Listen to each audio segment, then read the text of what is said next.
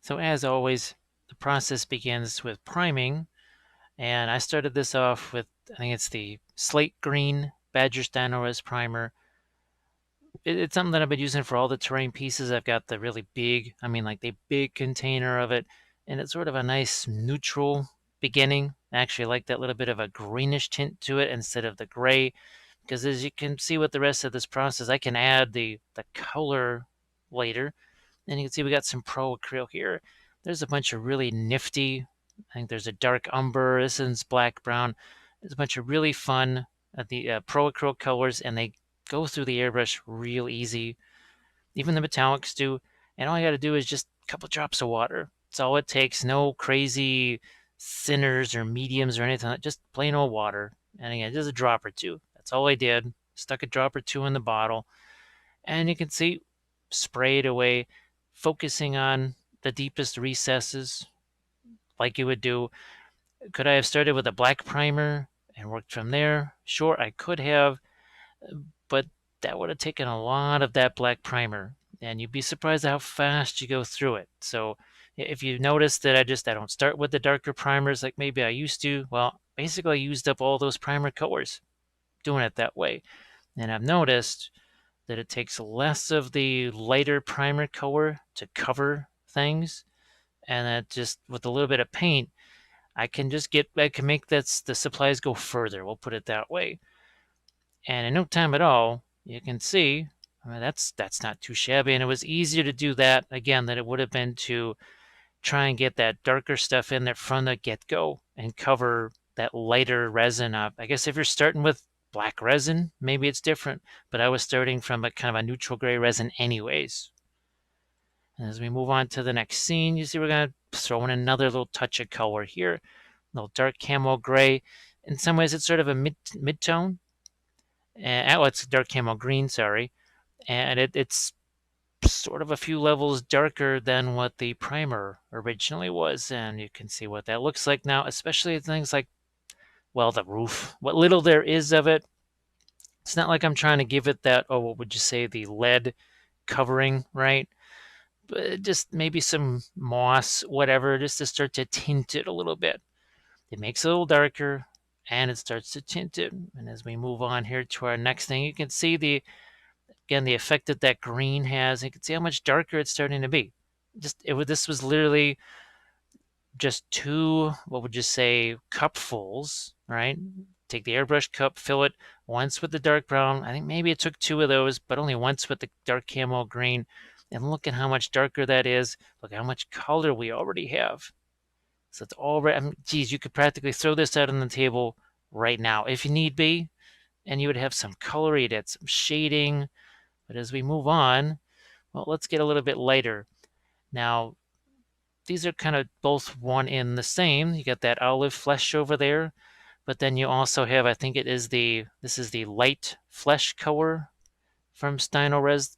Very, very similar. Now, obviously, the advantage of the Steinores is you're getting another layer of primer on your terrain, which is going to get moved around a lot. It's going to get banged around a lot. So that's never a bad idea, actually, to have 7, 8, 9, 12, 15 layers of primer on something that's going to see a lot of action. But if you don't have that primer color, well, something like olive flesh would give you about the same thing.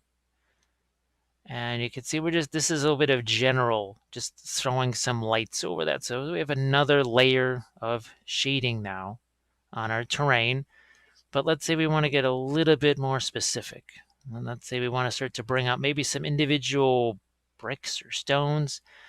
You can see that's literally just I think it was a piece of blister pack it's from like a basing set. So it had large pieces of plastic. Heck, you could do this probably from a food container.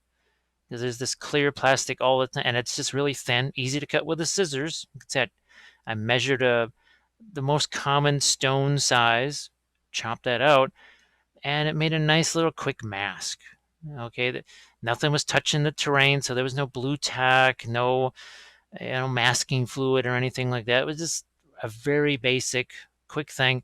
So I'm already starting to draw out some stones. I could have done just the opposite. I think I did hit it with some darker colors too. so you can go both ways with that. And then we end up with, well, something like that. So this is going to be our starting point when we get into our brush painting, because things like the door, check out the door. Yeah, there's some shading on that, and if you threw it on the table, people will be okay with what you got here. But we really want to put wood grain on there, make it look like wood. We want to have some iron on there, maybe even some rust on the iron. We want to bring out the depth of those stones, the mortar between those stones, right? Because we're trying to set up, remember, our final weathering things and some of that foliage and the dirt and everything else and the leaves that we like to do. So consider this just your quick stage one, and it was a quick stage. I was 3 other terrain pieces at the same time. Remember those fountains? If you haven't seen the fountain videos yet, go watch those. Those were both primed at the same time as this was, and there was other terrain pieces too, some scattered terrain. So it doesn't take long to do this process, and as I said, you want to stop here, whatever. Or let's say you just throw some just oil washes over this. Fine as well. But this is going to get us to where we are, so we're going to talk materials and planning, and we're going to do that next. Hello everybody, and welcome back to another terrain tutorial here. We've got ourselves a pretty monstrous sized piece of terrain. In fact, it's sort of 3 pieces in one, because this is your base piece, this one fits in there, and then this top piece actually fits up in there.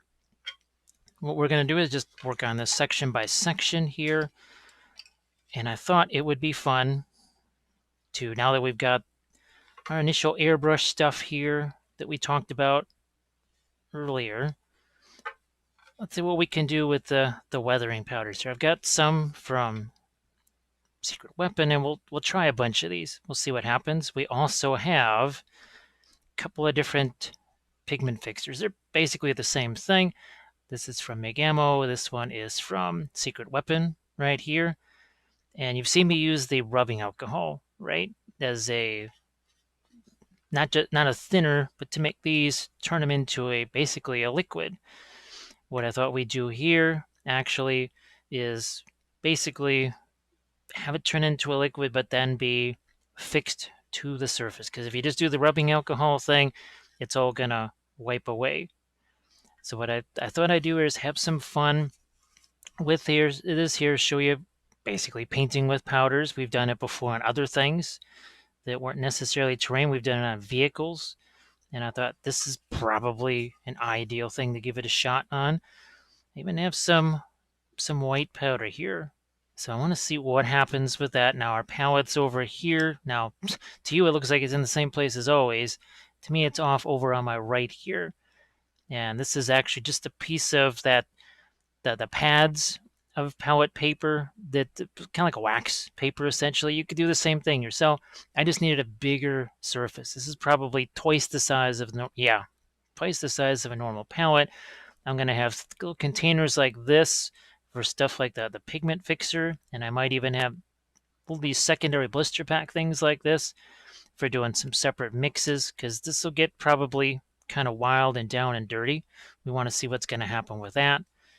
Now, we'll try and do some metal things here on the door. Now, we might just go with regular paints as well. That's the nice thing about using the pigment fixer, is that it'll be set in place, and we can use regular paint over the top of it as well. We don't have to just use pigments. Again, I thought it might be interesting. Let me see. There's all kinds of really fun colors over here. So we've got some nifty reddish colors. We've got some greenish colors that we can use. We've even got some of these lighter tans over here. So I think we'll give all this stuff a shot and see what happens. We're going to use our craft brushes, especially here, the number 12 round. You will see me utilize some flat brushes though, because, well, we've got all these stones, right? And we want to pick out those stones in different colors here. So we've got some flats, we've got some angled brushes. We'll give all these a shot like we did, remember, in the last tutorial.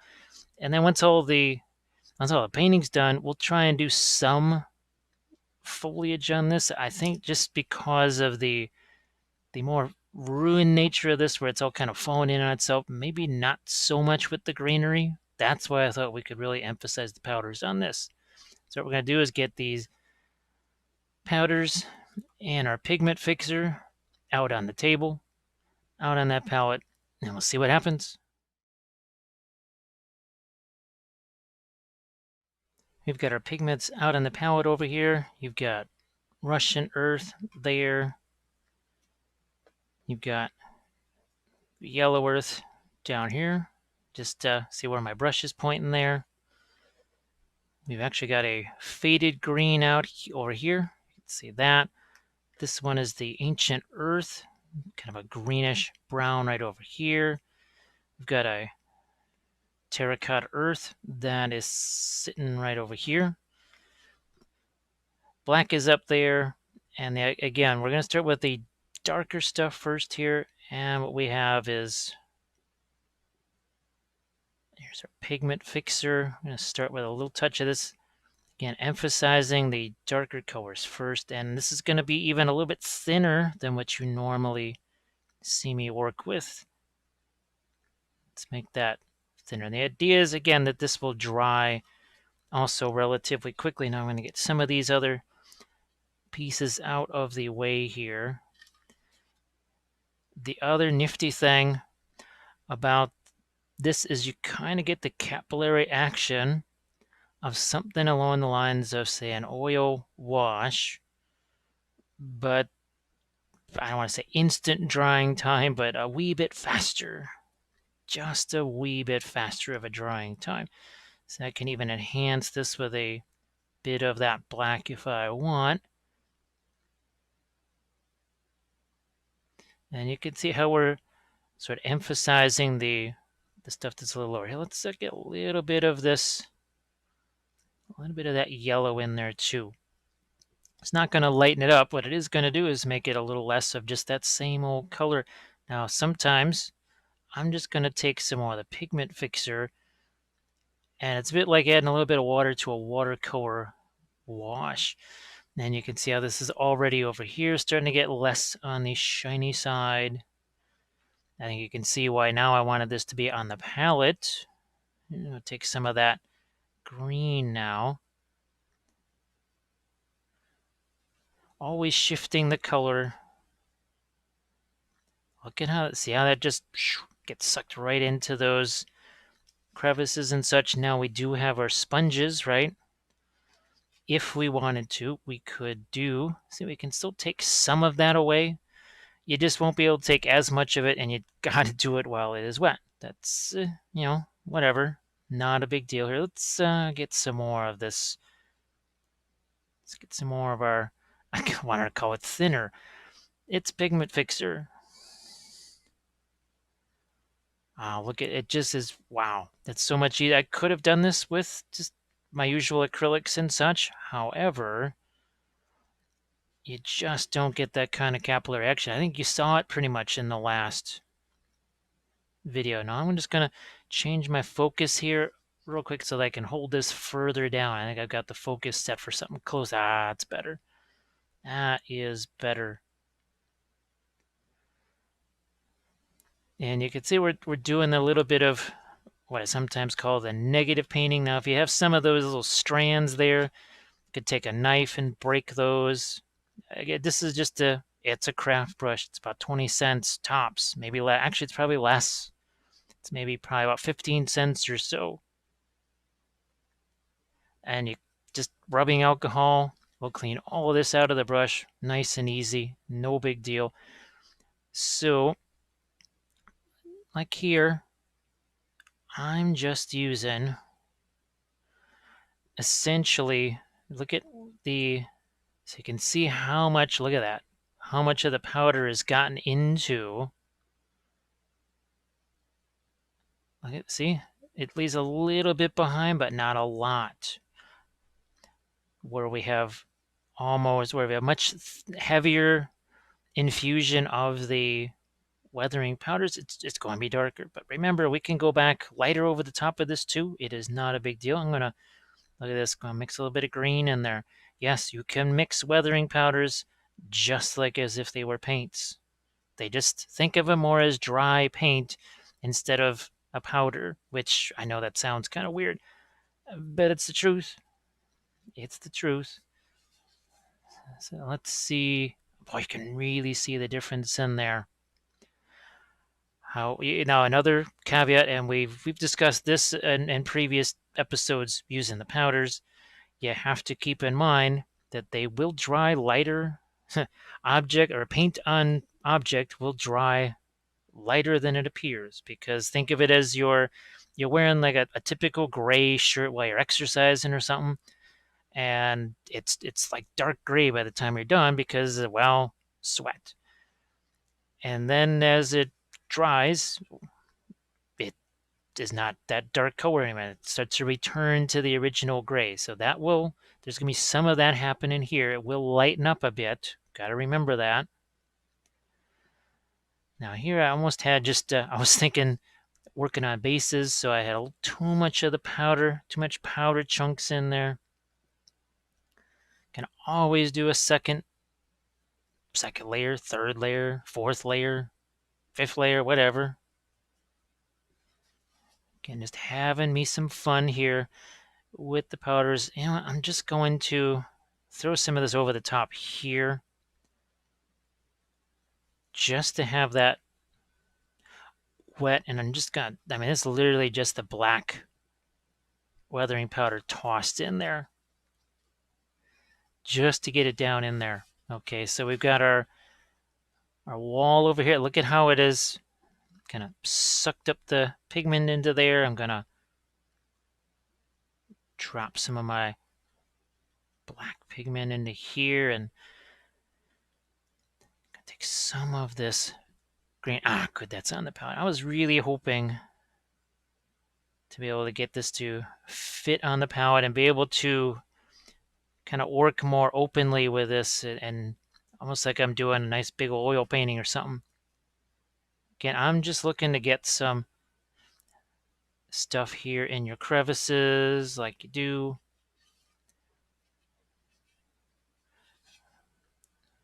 Again, we want that to be dark. Let's just get some of this nice dark pigment into that crevice there. Bam, look at that. Might have to throw some more of the Russian Earth out there. That is the MiG ammo color. Now I will go into my green over here. I also wanted to see what was going to happen with this because, okay, it's 3D printed, right? And yes, it has striations. It is terrain after all, and to print out as much terrain as I would have wanted, or I do want for my Lord of the Rings tables and other things, I don't have 75 years and a bazillion dollars in spools and time, and I only have one printer. So, and I didn't actually print these, but this is most likely, I'm not quite sure how much or how much less of the striations and such you might see in the ones that I print. So we are mixing black. We're mixing, oh, look at that with our terracotta. It's a deep reddish brown, which we'll now slap on this door.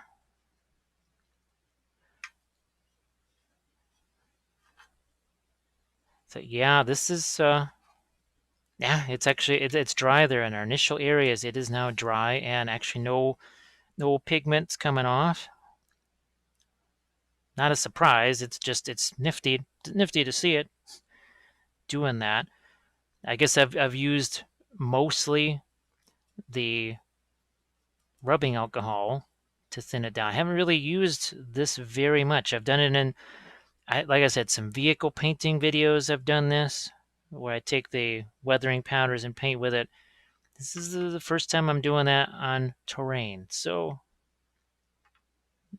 nothing like showing you guys the experiment as live as possible. Now, as I do this, so say this piece here, I can go with the lighter stuff with it, or I took some of that away with the sponge. No problem. Here, let's get some more of this Russian earth out here.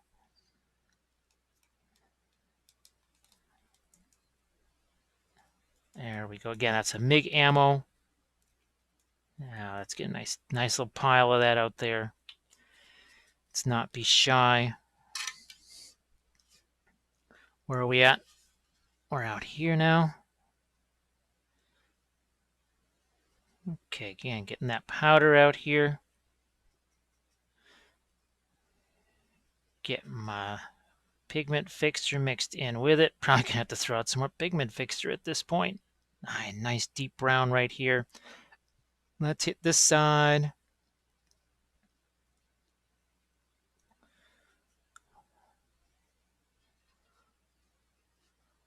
Get that down in here. Now it's also possible I might set this aside at a certain point and do the outer wall. Yeah, I think I'm gonna set this aside, do the outer wall after this stuff has had a chance to dry, because I don't want to have gravity doing anything where it takes the water or the liquid and pulls it into a weird place. So again, we're taking that green.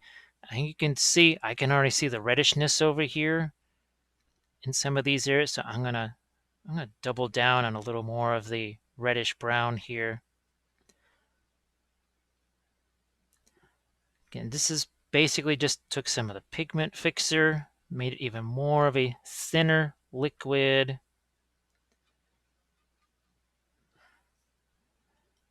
Sponge, boom, boom. Take some away. I'm kind of liking this, so I would imagine, gosh, even for not necessarily all just ruined terrain, I think you're going to see this combination much more than the paint, actually. This is, to me, it's more relaxing, more efficient. There are some that I want to paint in oils, though, but this one I wanted to, there's a certain time frame I was looking to have it done. Didn't want to have to also wait for oils to dry. But I will be doing this not just oil washes, but like as an oil painting. Sponge.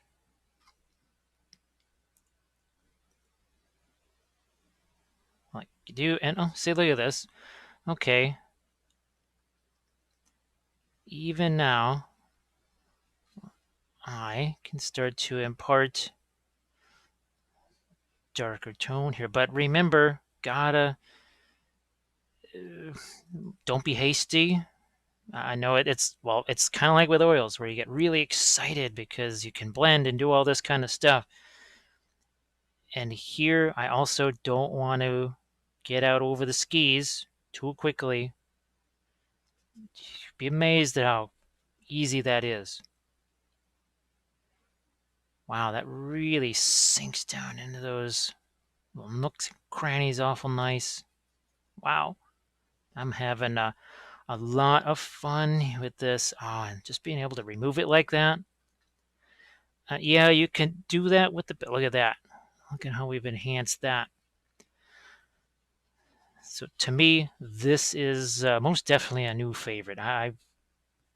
This is just going to be kind of the, what would you say, the go-to baseline, whatever.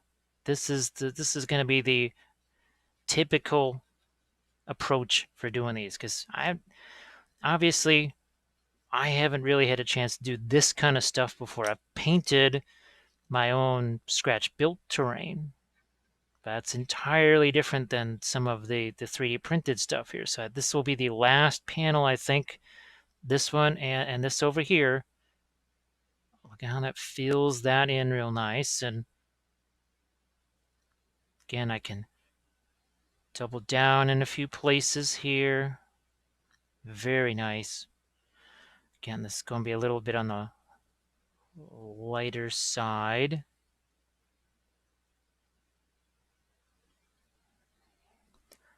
Okay. This one here. Just get some of that out there and chuck some of the darker pigment there, mix it with a touch of my green.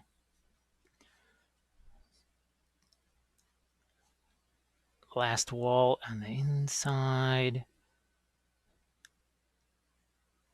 And I could take a small brush and like a liner brush and actually just paint in those lines as well. That is something I can do. I mean, it's not necessarily dry yet, but let's just do a quick little preview on that just to show you.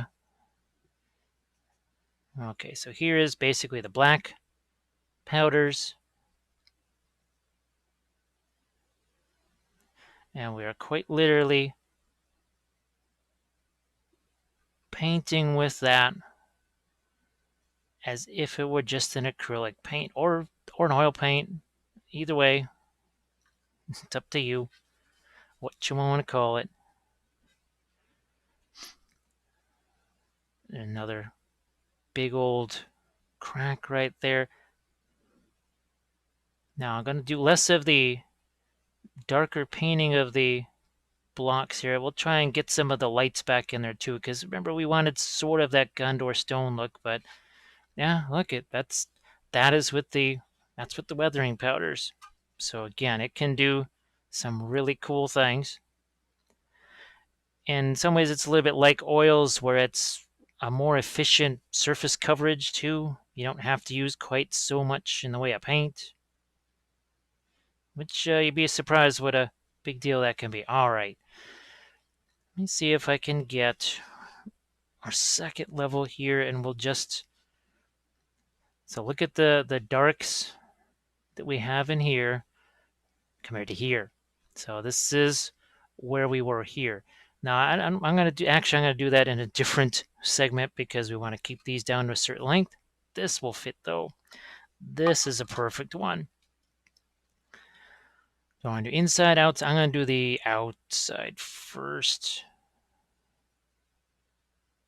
So we got our Russian earth over here.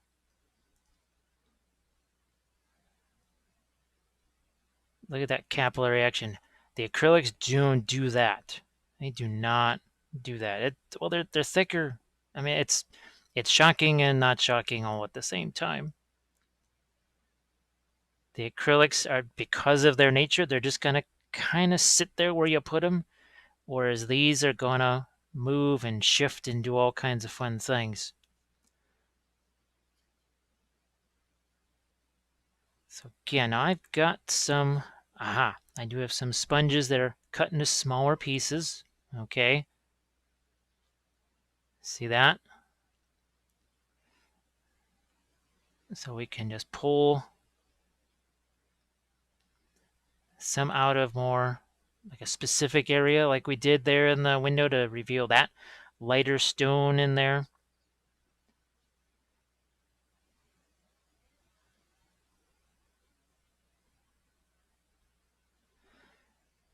Okay. We'll leave the other side of that because, well, I think I can do, yeah, I can do it because I can just set it vertical. That'll be fine. I am going to emphasize more of the darker color here, though. So this is pretty much just the Russian brown, the Russian brown and the black together. At this point, I'm just taking my tantamount to dirty pigment fixer or dirty paint water. Palette sludge would be the normal term. Get some of that greenish brown in here too. A sponge like that, complete with sound effects. So even now we're already starting to get some streaks and such, right? Not bad to have those. Not a bad idea to have those. Okay. Get this side. Yeah, let's get some of our red in here too. Oh, look at that nice deep rich red. Wow. Then take some of the pigment fixer. Look at what it's doing. Look at that. See how far it goes. Yes, it went down basically 3 levels worth. How cool is that? How cool is that? And maybe, you know what? I'm just going to do this. I like so much what happened here. I'm just going to take some of this away. Look at that. This is what I mean. Painting with pigments. We're not just washing stuff. We're not just slapping it. It looks like we're slapping it all over the place. We sort of are, sort of aren't. We're doing a little bit of, here, that's your black. Look at that nifty thing that just happened right there. That is the cool thing about the powders, is those sort of accent. Look at how it's got some nice gradual, look at that. Where that was before and what it is now, so very different. And now, let's see if we can't get ourselves a little bit of a greenish tint up here. It's not going to look terribly green. When it dries, we shall see. And then, touch of our black, like you do. Oh, look at that. Bam. Yes, and oh, look at that. Nice and rich and dark, and a sponge to take some of that away. Got a few more pieces of sponge here that were cut out. Very nice. Yep. Wow, it's fixing awful fast. Holy smokes, I'm having a tough time wiping some of that away. And that's just minutes, seconds ago. Yeah. So I think that'll give you a bit of an idea now of just how rapidly this stuff can dry. So look at the different colors here. Look at that nice reddish tone, all sort of mixed in by itself. So what we're going to do then is we'll do one more segment here as we paint this interior section, try and get the other side of that wall, because I think there's some interesting stuff. Because look at all the, remember we did this with the painting and priming phase. Let's see if we can't sort of accentuate some of this still with our darks before we go back in with the lights.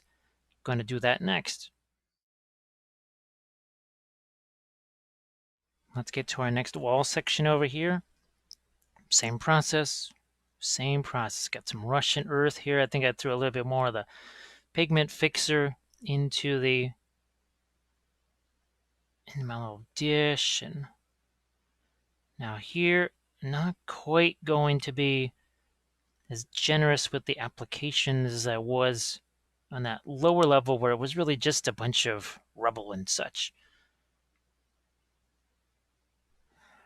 And I think you can tell that we're really emphasizing at these junction points like this, we're really emphasizing the darker stuff. It makes sense that in some ways there would be more staining there, where the walls are broken apart than necessarily in the middle part of a wall. And once again, we're emphasizing less of the actual pigment itself and a little bit more of the pigment fixer. We let it do its thing down in the crevices. So what I'm going to do is the intersection here, okay?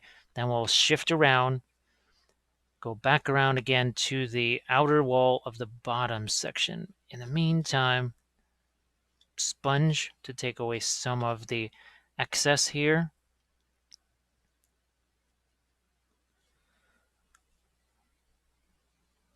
I do like the way these are designed to be modular because, well, storage, certainly easier. Transport, definitely easier. And even potentially for gameplay, easier. Because if most of the fighting is going on in that lower level, well, what the heck? You take the upper levels off. Make it easier to get your hands in there so you're not knocking stuff over. So here, we emphasize a little bit darker here. Darker. Now, getting more of the pigment out. See how there's less pigment in that? So that's lighter there. And then we'll take our sponge here, and so we've just, look at how much we've darkened that down. You can see how much. This is basically about the same level of lightness. Again, sponge. Hit it with that sponge. Don't be shy. I'm going to get this. Yes, you could see it. I wasn't quite sure. Now again, we're hitting it with some of the more greenish that mixed with the Russian earth and the black, though, to make sure it is an actual dark wash. And then got a couple of these, some holes right here. And then we're going to go back in with stuff that's mostly pigment fixer. Look at the difference that makes and how thin it is, and look at the capillary action. My goodness. Just let it flow. And then we control it again with our sponges. So we've got some hole sponges, some cut sponges. I like this to cut these sponges up because, well, they give you a little more control, right? But then you can also, let's make sure we don't have too much of that leaking around. Let me get a scissors here, and I mean, there's nothing complicated about it, but you can actually make these into shapes that you might want. So here, you've got some really fine shapes to work with, and then maybe here, look at this. I've created some more shapes, which might be really handy. Can you see? There we go. So I'm just looking to get certain parts of this, leave some other parts behind. And even while this is wet, here, let's take a little brush here and hit some of the black in there. Why not? Let's just do that. Let it do a little bit of, see, look at that, just and even here, okay, while it's still wet there, you know, see how nifty it is doing these streaks. Let's get some of the Russian earth. And so if you want to, even now at this point, you could start to mess around with streaks. But we want to do the lighter stuff over this, so that's why I'm not really going to emphasize too much of that right now. I guess just keep in mind that as you're working on your palette here like this, that unlike the rubbing alcohol that we've used in other videos, this will dry on your palette. So see this big old, see how it's getting into my pile of paint and pigment there, and it's kind of making it wet. If I let that sit there for too long, that'll just be a big old clump of dried pigment paint stuff. So don't want that to happen. Now again, this is where we're going to have to be pretty quick on the draw. But there's sponges ready to potentially soak up any excess dirt. Let's go back to that red here. I'm going to let that, oh, look at that. That's pretty nice. And that's a terracotta type color. We'll get that in on our floor here too. Why not? Sponges again. Look at how red that is. Nice little sharp shape here. Take some of that away, and like I said, even while it is wet, while it's still wet, we can get right in there, and the coverage on this so much easier than with the acrylic. So this is certainly going to be my preferred mode for doing this. Now who knows, maybe the opaque powders don't work quite as well as I'd like them to. But I think, you can see it, that nice nice red thing going on there. Let's do the outside now of our lowest level.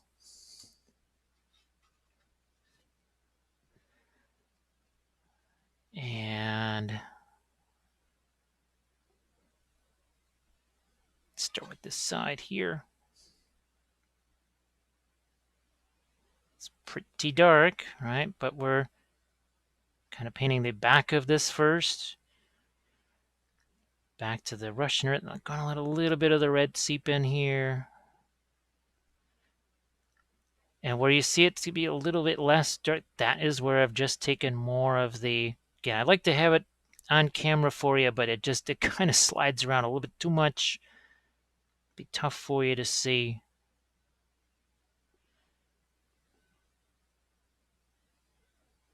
See that? I'm just going to touch it here.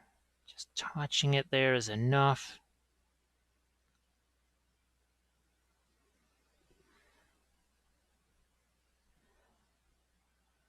Get some of it down. Look at that. That's a very light application down there.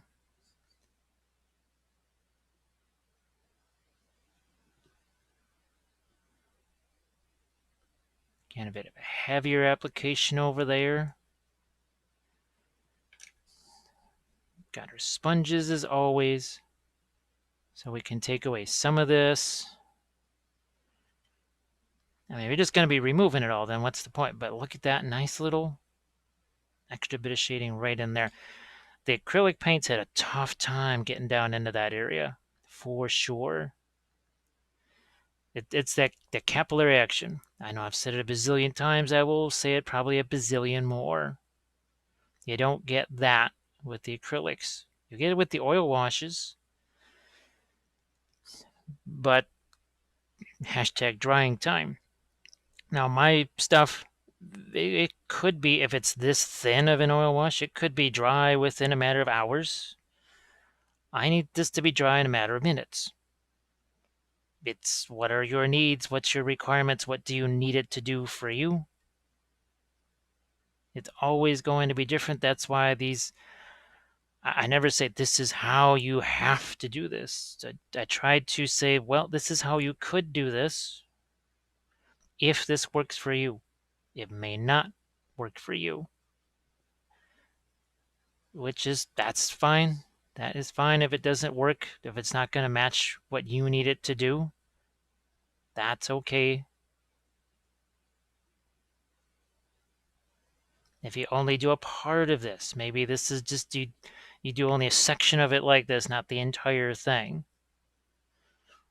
If it takes some of the time of getting it done away, then, well, that's a plus.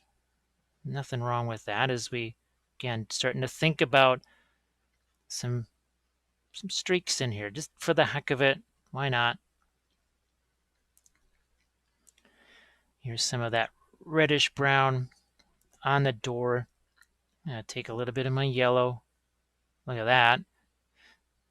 Yeah, that's weathering powders right there. That is weathering powders. Of course, I will probably go with paints, do the metal there.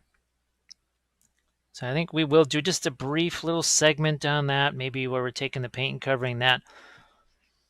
This is another area too where it's easier with the pigment fixer, because I think it was a basing episode where I was painting just with acrylic paint over an area that I had just done this. And because it wasn't done with pigment fixers, done with rubbing alcohol, well, the powder was reactivating and doing some weird things. It didn't matter. It was actually an effect that I wanted, but it definitely looked a little funky on camera, to say the least. Look at it. I'm just going to leave that rock, stone, whatever. Just going to leave that right there. Just going to leave it there. Here, let's poof, do some of this. Man, this is just taking just a fraction of the time. so much less time.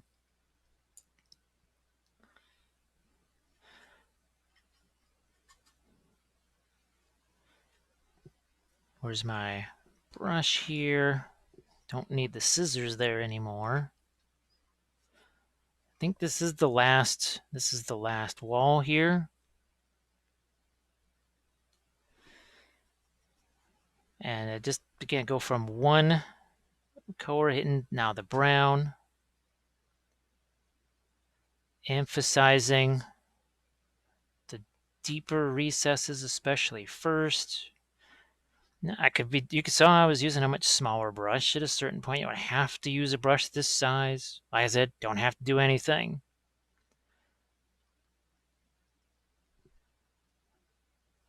Just some ideas here. Wow, look at that. Okay, still can't get over the idea that just this one brush stroke and bam, coverage. So I like that being light there. So here he is. I will take that smaller brush here and just drag this across right away. I don't necessarily have to. Here. Let's see, where's just looking for the lines here. So see, look at that. That's painting with powders. That's painting with the powders. Right here over the top. So much easier with this.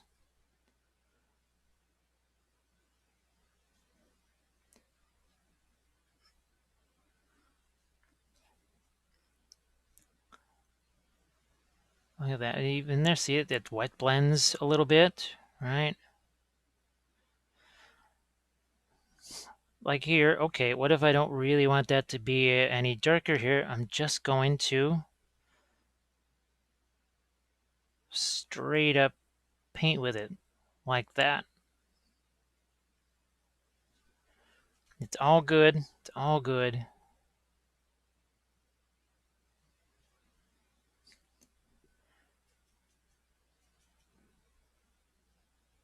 There we are. But we'll go back to our big brush for the last of this. Let that capillary action do its thing. We're going to get some of our red in here too.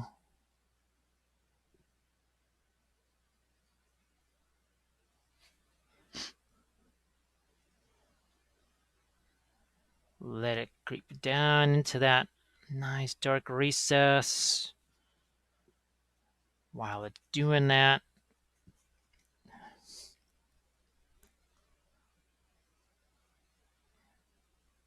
go right across here. Can draw out some of our stones.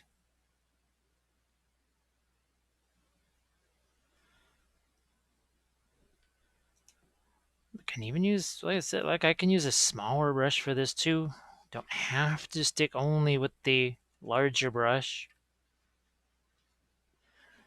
But also, keeping in mind, this is the chess match, right? What's coming up next? Are we putting lighter colors on this? Yes, we are. We have to set those up, and that is what we are, at least that's what we're trying to do here. So that's all nice and dry and fixed. No pigment comes off in my hand, as it should be.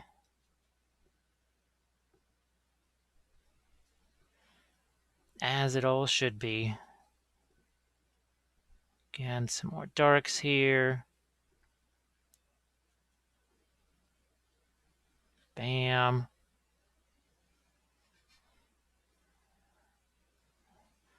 I couldn't resist. I wanted to play with some little bit of a glaze there, or the streaks. Can manipulate those again with a sponge. Oh, and yeah, the other bonus is no watermarks, because hashtag not water. Don't have to worry about it. Don't have to worry about watermarks when there's no water to worry about.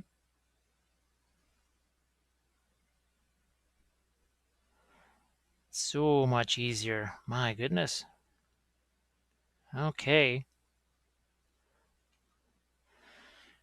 Now the only other thing would be I'll just in the few minutes I have left here I'll play with this wall here just cause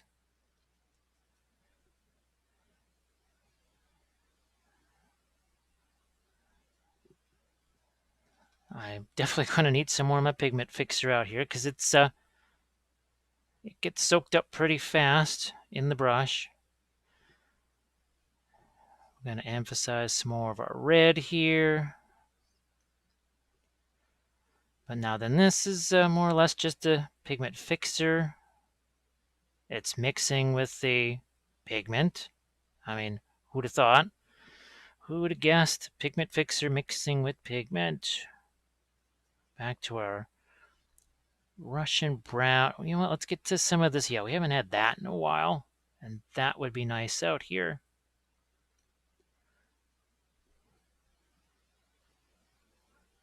So there's some of our yellow now.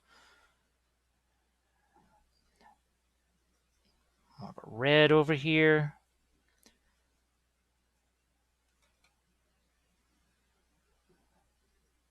Let some of our dark get into this. And now we'll just pretty much go with pigment fixer and whatever's in the brush. Whatever pigment's sitting in that brush. Let's cut up some sponges for ourselves here.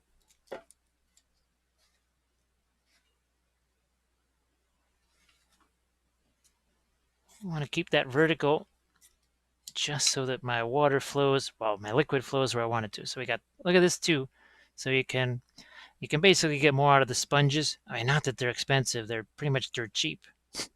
I mean, like really cheap. They are not expensive, so.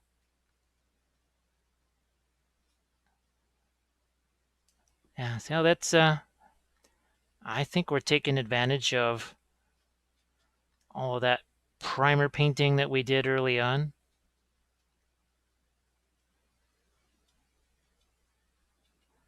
Nice. Nice, and yeah, let's take our wee little brush here, and even while it's wet,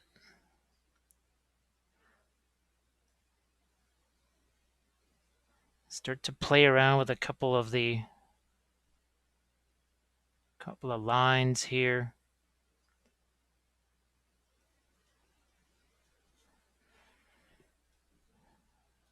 Like so. And the inside, wow, it's already dry on the inside. It's just so we'll hit this as much of this wall as we can in the time that's left. You can see how the red dried in there and how it gives it a little different look.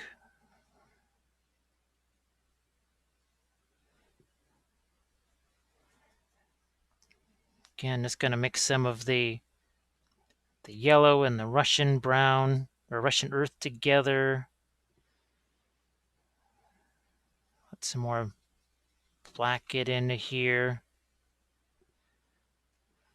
Then the rest is mostly just whatever's in the brush with the pigment fixer.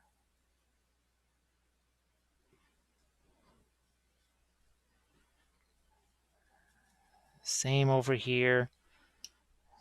Some sponges to get some of our excess.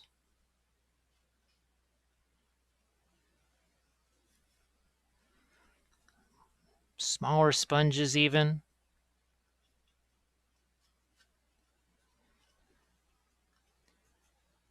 And we've got these big old cracks here.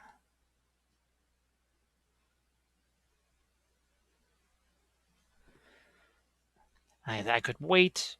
I could wait and do all this stuff once all this dried. I'm just just kind of having some fun here, actually. Just enjoying the fact that this is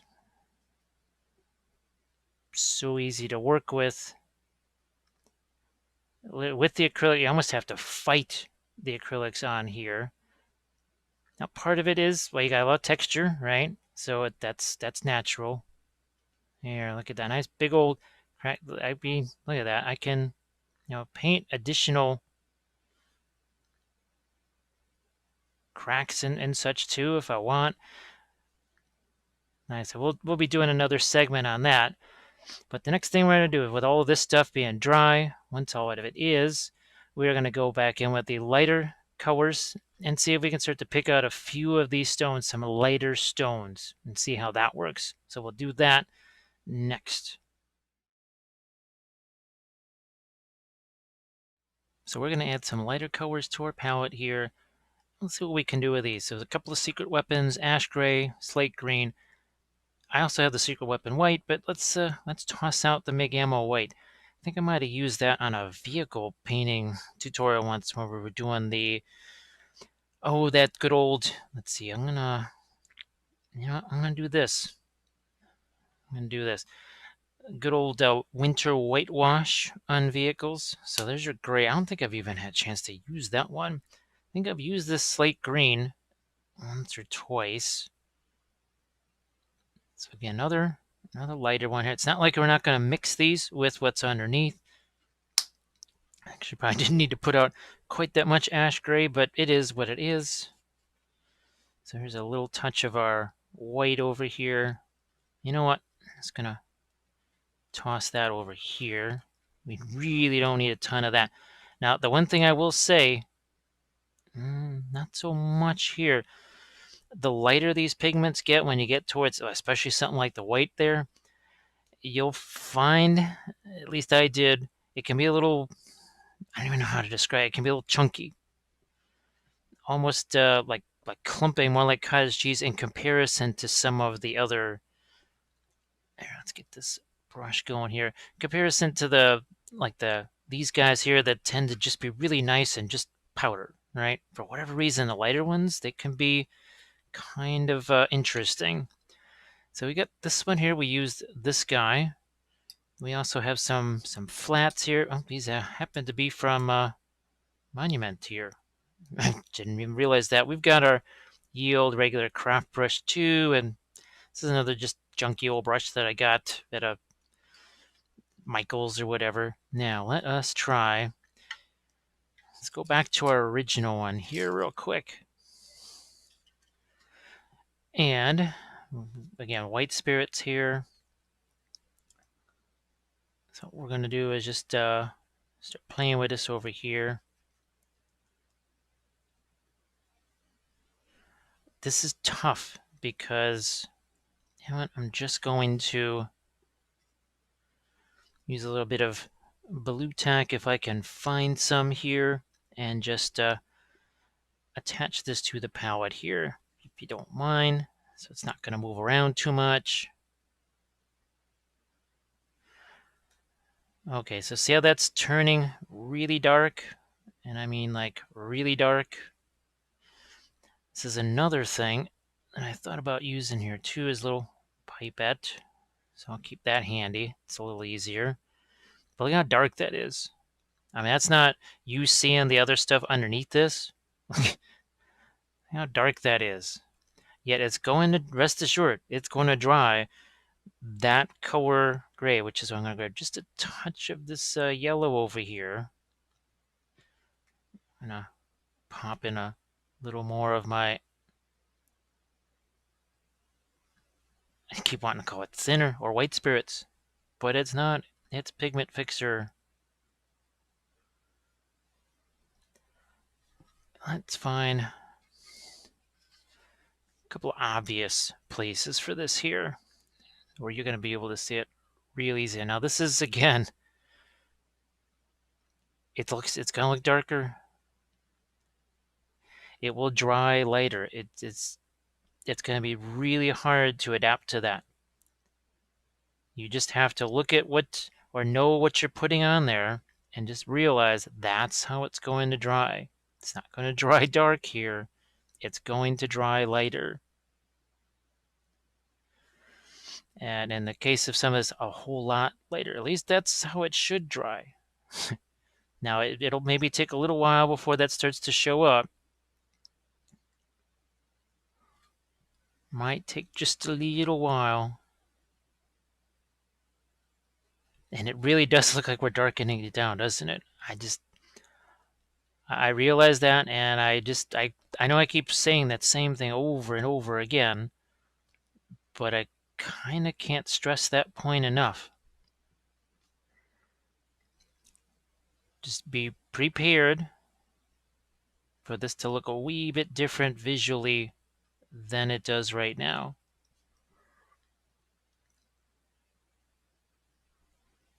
And I'm just gonna work my way through all of this. It's hilarious. You can also see it's not quite as liquid as what we were doing with our glazing process. That makes sense, doesn't it? Oh, look what we got here. Look at how light that is on our door. Look at how light that is. So that'll give you an indication. Yes, this is going to dry lighter. And in fact, that was a little too runny. I saw it start to move down inside that crevice. We don't want that.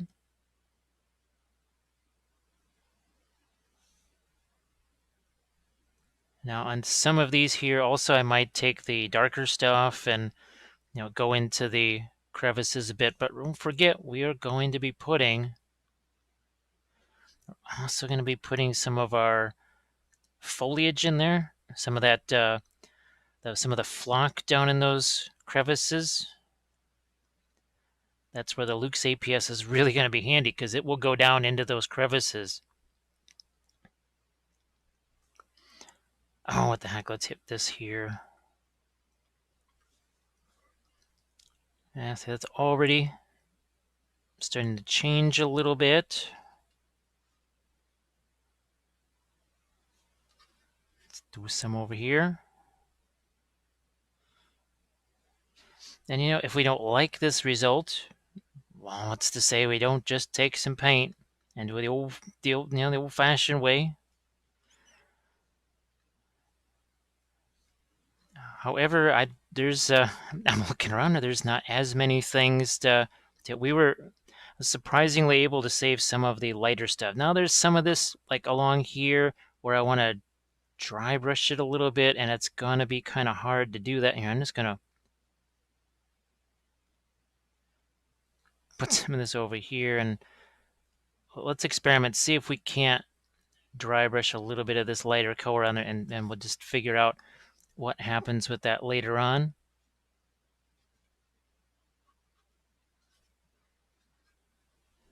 Because again, remember how dark that seemed when we first got it, and then when it dried, it did get lighter. Unless, for whatever reason, Pigment Fixer, when you mix it in with the lighter colors, just never gets lighter again, which I don't think is going to be the case. I don't think that's what's going to happen. Let's get a couple of our interior stones here.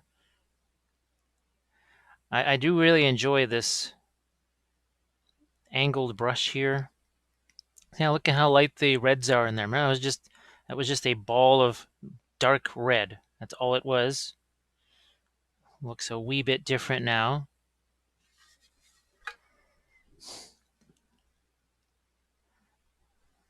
I'm just going to get some more of this and really just get some of my green in here.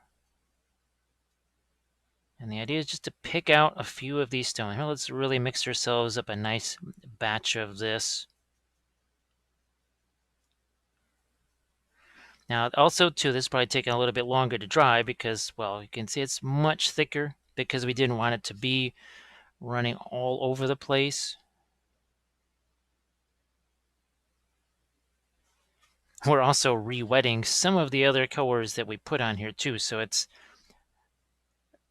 maybe where there wasn't quite enough of the pigment fixer or whatever. Yeah, I'm gonna take a little bit of white and mix that in here too, and you'll see even the white still turns dark.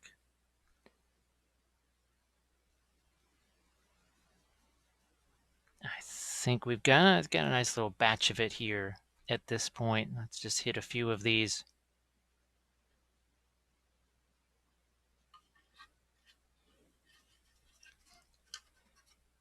I want to make sure you can see this. I think you can.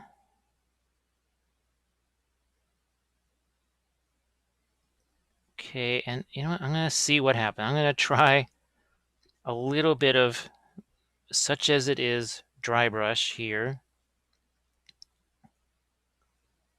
Let's see what kind of what that leaves behind. I don't quite know what's going to happen.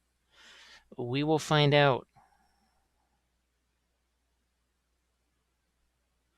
My hope is that oh gosh, how can I even describe it?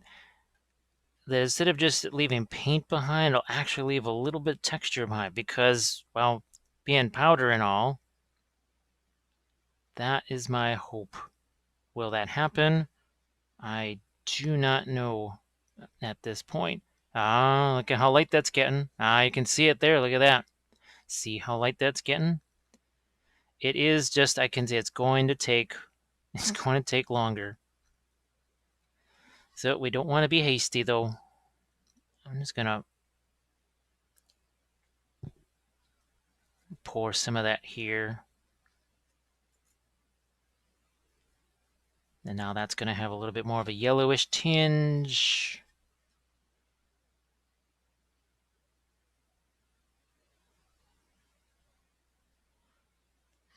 Now I'm going to move on to another piece here.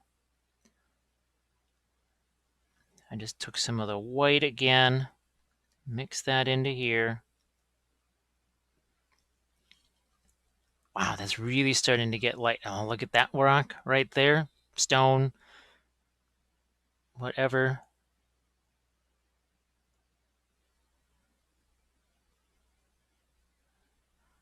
Yeah, let's hit this one too.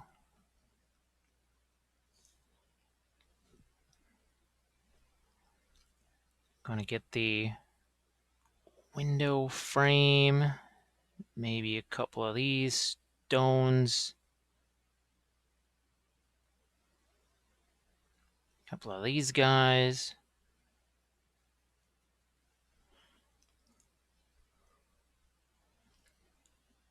Window frame, some of that window there.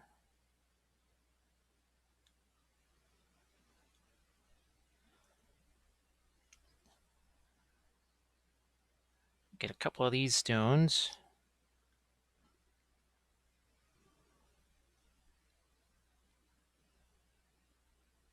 These little ridge lines here, we need to get those lighter. And I'm gonna just get some more of my pigment fixer out here. So this is the MIG ammo type here. See what this one does. See, I meant to try both of them. And now we're gonna try both of them. Okay, so wow. That has a little more scent to it. The secret weapon version has basically no fragrance at all. I just got a whiff right there of the pigment fixer for the MIG ammo. Wow, okay, that is note to self. That's got a little fragrance to it. It's not like it's gonna overpower somebody and have them on the floor. It just, there was none at all with the secret weapon version.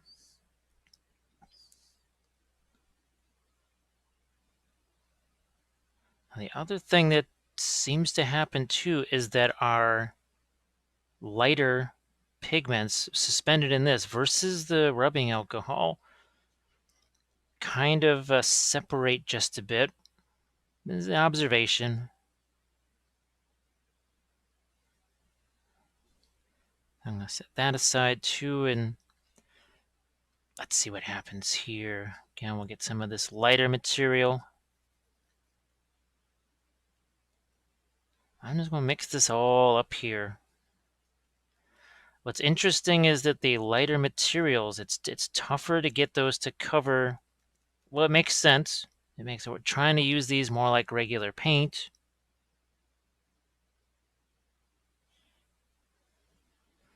Yeah, I think you can see what's happening here. I'm trying to get lighter colors on the other side of this crack here. We'll see if it plays out that way. It is working out on the original one now. So it's so, God, 14 is about 15 minutes before it really does start to noticeably dry and become noticeably lighter. Something to just keep in mind. And even as I do this, all right, let's get our small brush here. And we still have our black. I'm looking for my, there it is. Just gonna pour some of that out here, really, not a ton of it. Don't need a lot. That's good. That's good.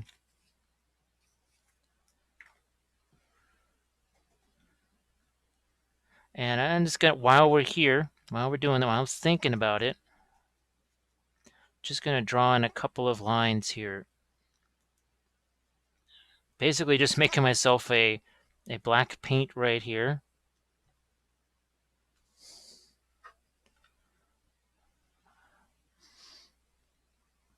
Like so. Thin it down.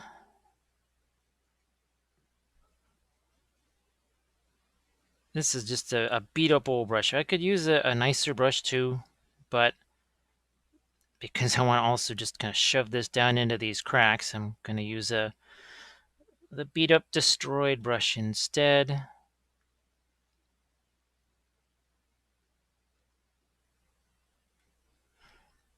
And it doesn't have to, the cracks don't necessarily always have to just be black or dark. They could actually be lighter, like there's dirt or whatever has also settled in there. Heck, a lot of these cracks might have greenery in them because maybe the leaves and such have settled into those cracks.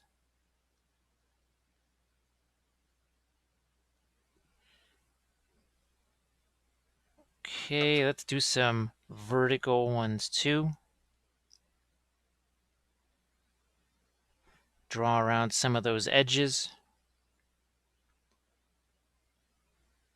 You can see because it's thicker, it doesn't necessarily spread out as much.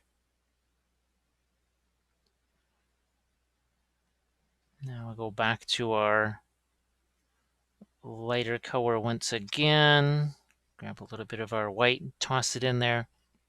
Oh my gosh, okay, I'm starting to see the lighter stuff now on the other one. Wow, okay.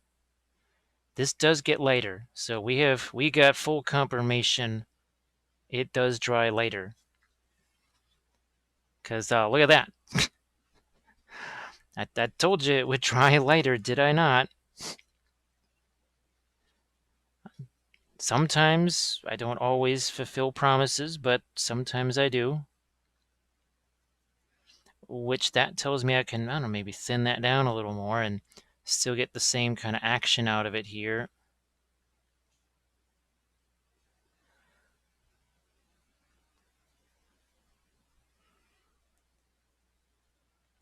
But for sure, the MIG ammo version of the pigment fixer is going to have more fragrance to it. So just be aware of it, I guess.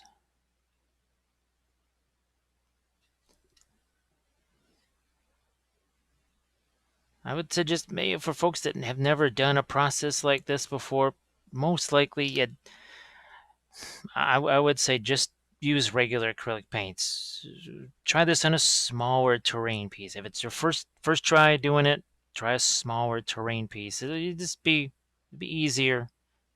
Doing a thing that's around a foot tall, actually more like 14 or 15 inches tall, in 3 separate parts, maybe that's not your best first attempt. Because even as is, I'm finding out new things here as I work with this. So Just imagine, I've been using the powders for a long time. I think it was 7 years ago when I filmed my first video, literally painting an entire miniature using nothing but weathering powders and pigment fixer and rubbing alcohol. It's where I got the idea from.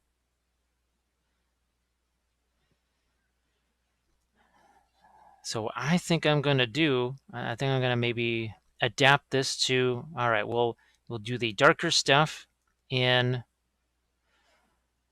the powders and maybe do the lighter stuff just in regular paint. To me, that is the easiest. As I judge this now, again, haven't tried it now for the first time in a full test like this. I sort of like the idea of doing the lighter stuff in just regular paint because I think it'll be faster and more efficient. That's it. It's not like it's not really going to look massively different. It's the speed and efficiency of it is more what I'm interested in because, well, I got a lot of terrain to paint, and I'm fairly sure that most folks out there don't necessarily want to spend 5 hours painting a terrain piece, or 6 hours, or 7 hours, because a terrain piece, you may not always be using it. Your miniature, especially if it's a centerpiece in your army, you're most likely for sure going to be using that. Miniature, yes. Terrain piece, not always. So, and actually, the whole purpose of this was to see, can I cut down a little bit of painting time? This part of the process is doing it darker. The lighter part, it's like the same. It's kind of just the same. There's negligible differences between the two. If it was a substantial difference, then I'd say differently. But it's pretty much a wash. No pun intended.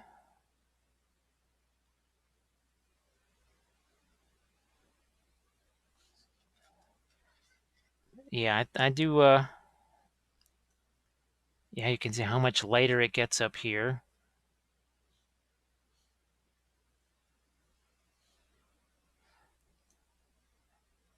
Because okay, with the dark, you know that it's going to dry maybe a little bit lighter than that, but with these lights, it's going to dry dramatically darker, and that's a bit like this. You can see how much dark or lighter that dried, and I think it's also hard to keep it from being streaky.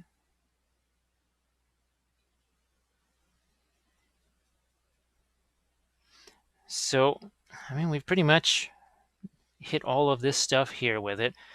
Now, what we'll do is we're going to, speaking of regular paints, it's that time now. We got to do things like doors, right? So just a couple of minutes doing things like the doors. I want to, this is going to be fun. I'm just doing a little quick, just a little quick streaking on this here.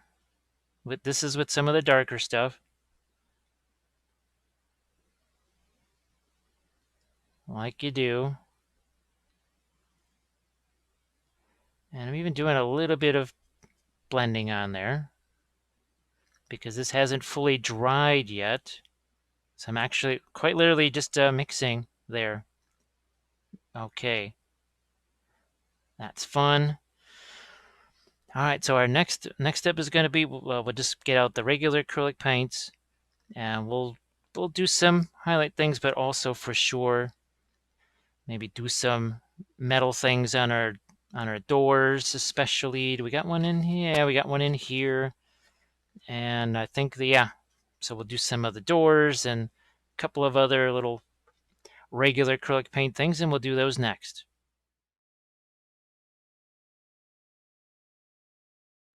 I just wanted to show you something here that I love for doing metals, and especially darker metals like we're going to want to do here. And again, how much metals are we doing? Not a lot. This is metal medium. Vallejo makes this. Actually, Green Stuff World has a version. Turbo Dork has a version. I just happen to have this right here. And the idea is what we're going to do is mix it with something like, say, this blue liner. What that's going to do is give us a nice sort of almost like a blackened steel type of thing. There's our blue liner. There's our metal medium. So watch what happens when we just do a little combination of these here. I get a pretty nice dark, a little bit of brown liner there to make it more neutral. But look at that. What's the hardest thing to do is get darker metal colors like that. Now, and I've got a whole bunch of other videos on this. You can look on the YouTube channel for other videos that talk about just using the metal medium. Literally all about the metal medium. Oh, look what's happening there. Look what just happened. Didn't that just get lighter? And I take a little bit more metal medium. Oh, look at that. It gets a little bit lighter. So this is any one of these colors, even this burnt sienna here. And this is what we're going to use partially for our rust, but also for some of our wood. Some of these sepia, like this here, some of the liner paint, sepia liner from Reaper Miniatures. You mix it with that, that becomes a metallic. The brown liner becomes a metallic paint. I'm going to be using some of these for off-whites here, and that's going to be for some of our lighter stonework there. But for now, let's just grab this, and since we already have a rusted color there, what would happen if we were to just, I don't know, take this metal and go over the top of that and leave the rust behind? I'm thinking we basically have pre-weathered iron here. So the first part, I'd say I'm just kind of practically dry brushing it on, just sort of dusting that on. And I can go in thicker where I say, maybe I don't want it to be quite so rusted there. So that's working pretty fast. And also remember that there might be some parts of the paint underneath there that are still a little wet or whatever. And we can make that metal lighter to make sort of like some highlights or whatever. And we can still go lighter on top of that. And we can still, heck, we could go back with weathering powders if we wanted to do some of the, but see, there's a couple of lighter metal colors now find their way in. It's no time at all. Now again, that's just a blue liner mixed with the metal medium. There's a door on the inside here. You might have a tougher time seeing this. And again, we've got a couple of our threads there. If a perfect print of this would have taken, I'm sure, a very long time to make. It wasn't necessary, again, because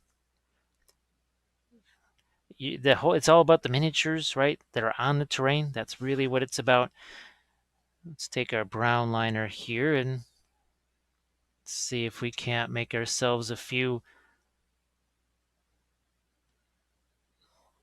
darks here around the door, and then let's create some wood panels here like that. Right here. Here, that's it. A little bit different thickness in those lines. Different thickness in those wooden panels. If I feel like it, I could do a bit of a shadow there if I want.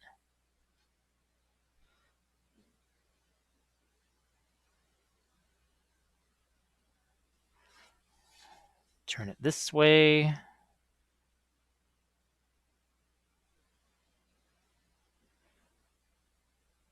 These are just, again, we're just trying to separate some of the wooden slats, and then we can even throw some texture on those.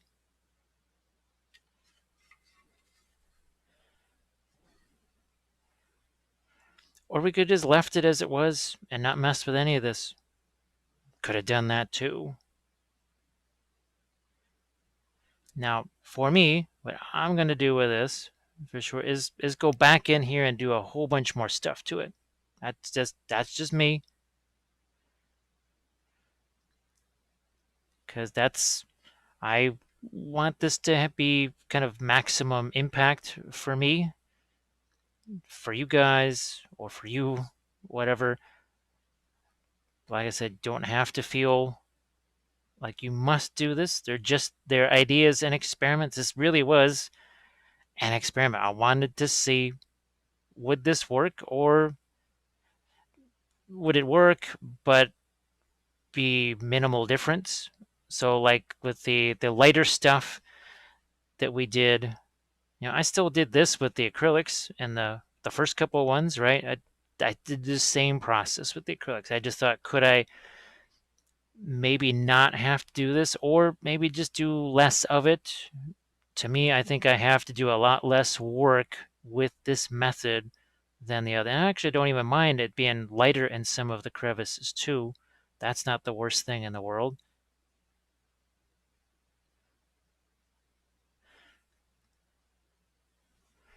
So again, we're bringing back some details. We got our lighter paint here. Let's take a little bit of that sepia line or whatever. We can go in here and do something a little bit like this. And then do something like this, because we did this on our other pieces, right? We did it on I think I did this on the fountain too. Do a couple more like this here. So whatever, you know, can hit some of these guys, bring out this, especially here where there's a lot of stuff going on. Maybe in the center of the rubble, maybe just a little less. We don't do quite as much snazzy stuff there. Okay, here's some of the sepia liner. It's mixed with a bit of the off-white, the maiden flesh, and so here's where we do a little bit of wood grain maybe.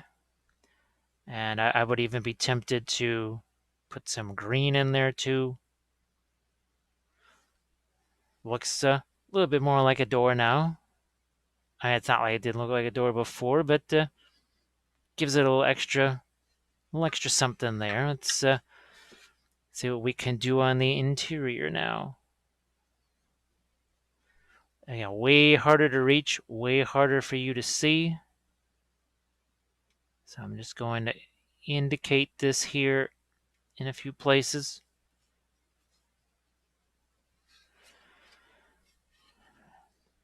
Now, what do we have going on here? See, that's this. Okay, this is another thing. This is another thing. Let us realize something here.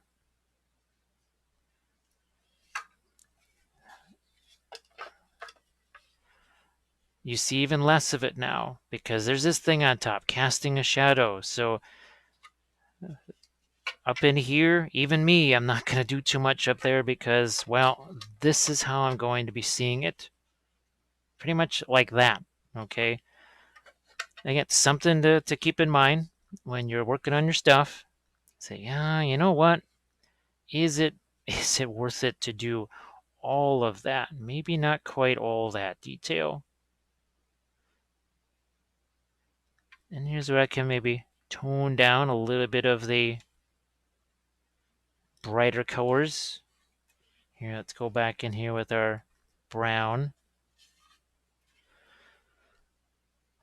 Oh, look at that. That's, I believe that's supposed to be like a vine or something there. Okay.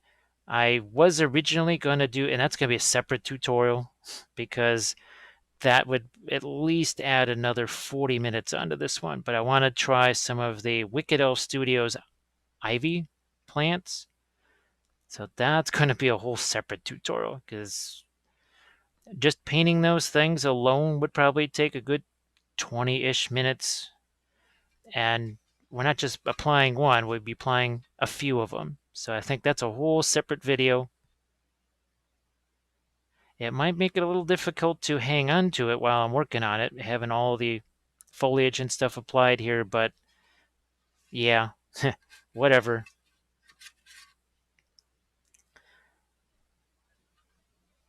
And with all this, I'm just going to get put in some of this dark here. Nothing super special. Here, yeah, just reaching the brush in here is hard enough. Now I'm going to take some of our burnt sienna, and that's going to be my rust here. And that was good enough there. And as we've done in other spots, we'll clean these guys up. Wow, that really, look at how light that got. That is pretty wild.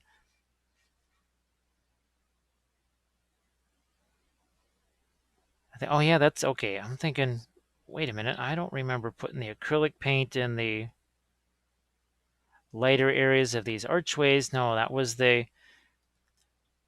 our weathering powders we did that with.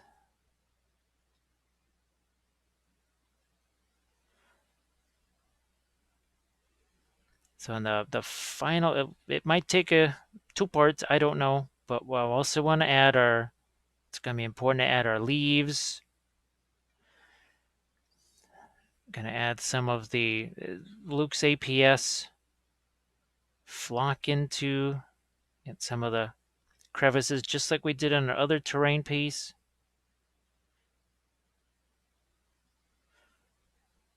So you can just using the side of the brush here.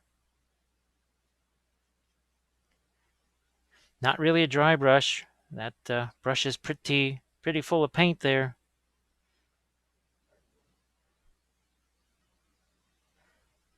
Again, we'll just mark off edges of these. I think we've done that around the outside there. Now, I do want to mess around with this. I do want to play with this one here a bit and see what I can do. This is, again, just a brown liner, keeping it simple. I see there's another big old crack over there. You can see how that has a little more gradation to it than it did before, right? That was because we had literally mixed. We took the pigment fixer and sort of wet blended it. For all intents and purposes, that's what we did. I'm going to get some separation here. So there's another big old crack right here.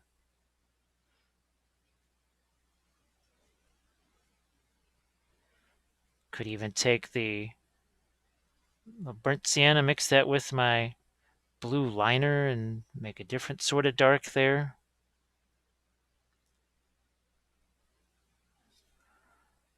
And I think we got some individual stones here. Remember, this is just going to be stuck into the next level here, so not really going to spend a lot of time painting that.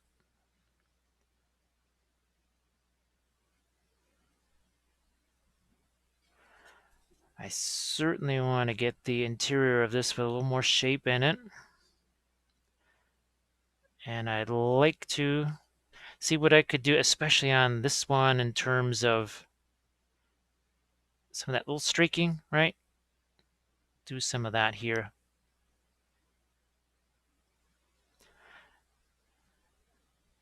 And I think, yeah, see, like that, though, just working with what the powder gave me earlier. And I think that's going to be pretty much the lay of the land from now on, is do the darker powders, see what that gives me. And let's paint some cracks into here while we're at it.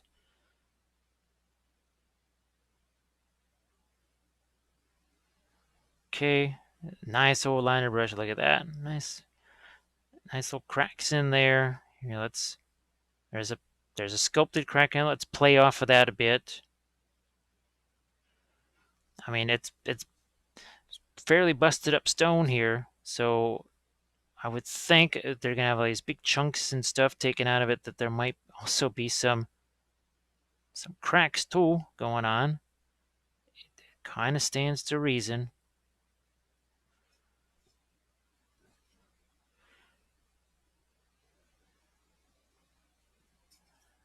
I think we're going to do some of that out here too, although I'm really thinking of some vegetation up there too. I don't see any stone sculpted in there. I'm gonna paint some in. I'm just gonna literally paint that in there. There's another little divot taken out of that stone.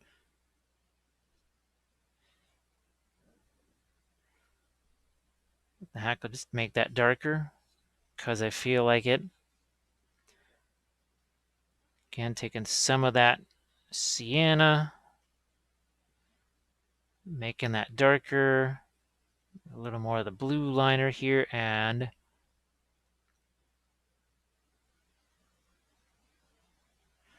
now we've got ourselves a nice rich shadow under this thing.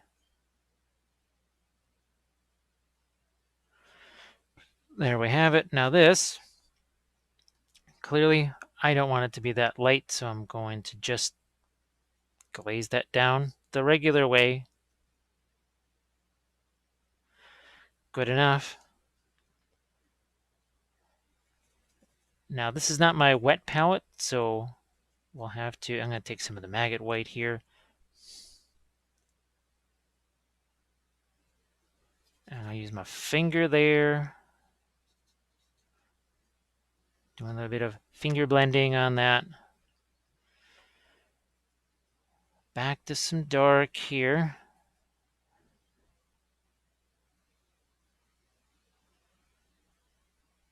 Let's get that separated real nice. I want to, I think you can see where we're going right here with this. Over here too.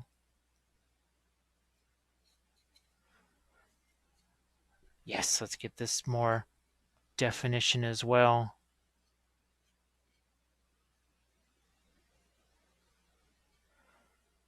All right.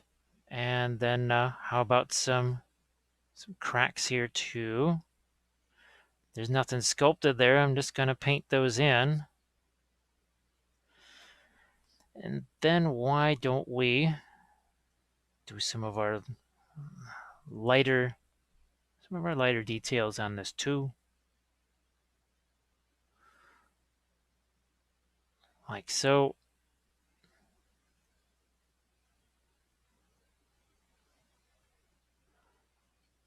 Even on our cracks, we can give that, just to see that,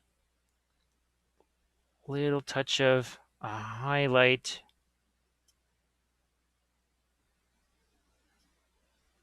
Bring out these stones. Well, then this piece starts to, now it starts to really look like something.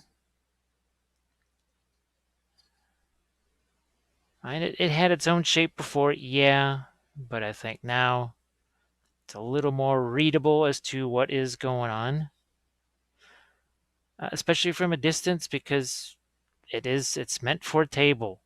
This is not for a display board or something like that. It's meant for a table. It's meant to be played on. Definitely meant to be played on. I'm hoping, obviously the original plan was to do YouTube battle reports and such, and I'll still try and do those. But I'm really pondering the idea of doing some kind of live streamed versions. The practicality of that is, we'll see. I'll have to definitely work out some logistics for that. But it could be fun to actually see these terrain pieces in action.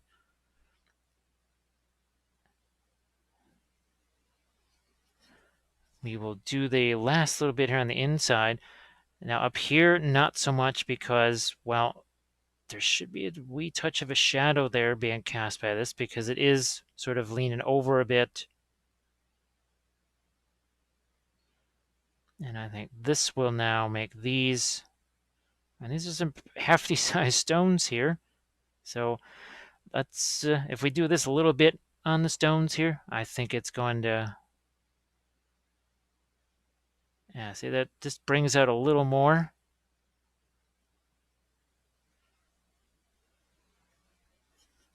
Let's get another little shadow on that side of the poof. Okay. So there's your top piece there. Maybe we'll again think about some kind of streaks on this here. So we've got our little bit of a dark that we made here. Get that screen for you. It's tricky because it has to be liquid, but not too liquid, because if it's liquid, it's just going to run all over the place. But here, see, it's just liquid enough to flow. I can even take my hand, do that some more. We're going to do some more of this kind of staining here. And some more of that here too. Oh, good, it's on camera. Look at that. Yeah, same brush that we were using to paint the stones with. We're now hitting that with a little bit of some brown liner now. There. So there we go. See that nice and it's kind of layered, right? It's who would have thought that this has, it's like an onion. It has layers. Now that looks a little more, even a little more worn, a little more destroyed. And then when we do leaves and flock, that'll also contribute. So we can do a similar thing here. And also, look at that, it's going to maybe here, instead of having to do a bunch of the outlines, we just do something like that. And I can go back here with our angle brush and bring out some of that window. Can bring out some of these stones, not rocks, stones. Not sure why I keep wanting to call them rocks. Can make a couple of lighter things going on here. So very much the color that we ended up with over here. That's the powder over there. This is just regular acrylic paint, so easy enough to match the colors. Easy enough.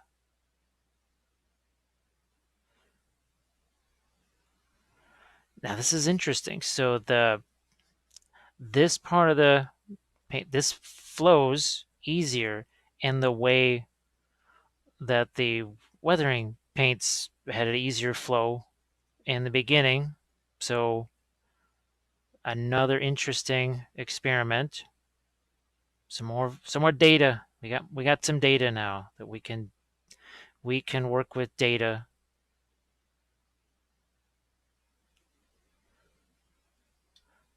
And just going to here, taking some of that. That's just the brown liner mixed with some of the maiden flesh, and get some grayish stones in here.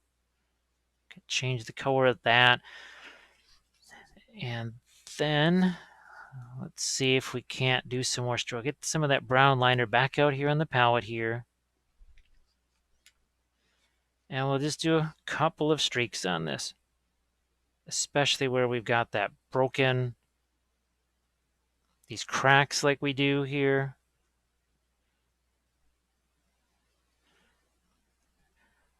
It's kind of a feathered brush stroke again. It's really nice to do it on these surfaces, but not all the same width. See, I set the brush on its side here, so we have a different. Now this is okay, so that's been Added some water to it to wet it down, not so much that it's just going to flow all over the place. It's a balance. It's a balancing act. Definitely a balancing act. We are going to, I think, get a nice long set of streaks here, like that. Can even see, use my finger to blend some of that away. All right. So without further ado, we are going to now take some of our leaves and foliage, and we are going to do that next.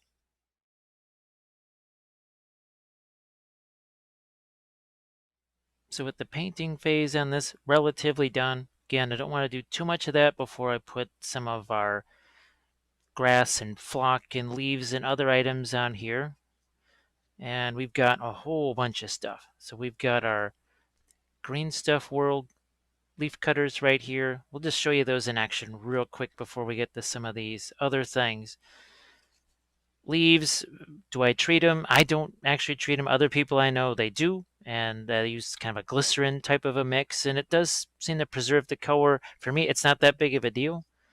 The one thing I do suggest, though, is you press these things. You get your leaf, you put it in some kind of a book, put it under something heavy to flatten it out, but use it sooner rather than later. I don't really have that choice because I want to try and show you guys this, and well, can't always go out and collect fresh leaves. So what you can see, we stick the leaf in there, you press it, you get leaves. They go in your little leaf container right here. You get yourself some leaves, and there's all kinds of, these are again from Green Stuff World.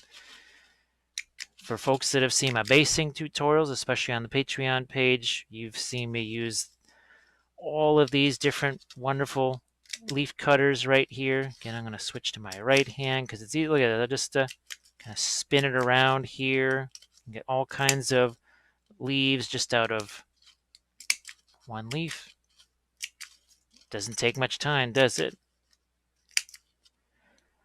But the nice thing is you get all of the texture from the leaf, not just the color. You get the texture too, and that's sort of important. So very cool leaf cutters. Now we also have some, I mean, you could use any number of different flocking products, but I've got basically a blended turf and sort of a brown turf. So this is the greener stuff that you're seeing in there. I also have a more of a brown turf, and you can see we mix those together. We get a nice, look at that. It's great for just ground cover, grass, whatever. This is really nice. Comes in a nice big old container again from Woodland Scenics.